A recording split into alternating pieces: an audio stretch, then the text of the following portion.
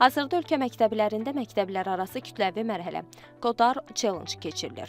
İndiyədək 2 mərhələ uğurla başa çatıb. Həmin mərhələlərdə şagirdlər rəqəmsal bacarıqlarını və alqoritmik təfəkkürlərini sınaqdan keçirmə imkanı qazanıblar. Nəticə etibarilə 5-11-ci siniflər üzrə 400 mindən çox şagird bu prosesə qoşulub.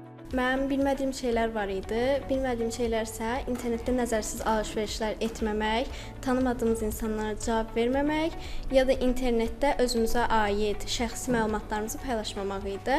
İnternetdən çox şey öyrəndim və bu vasitələr sayəsində təhlükəyə girməyəcəm. Hackathlon olimpiyadasında mən süni intellektin əhəmiyyətini öyrəndim. Bunun sayəsində neyronların müxtəlif sahələrdə necə əhəmiyyətini anladım.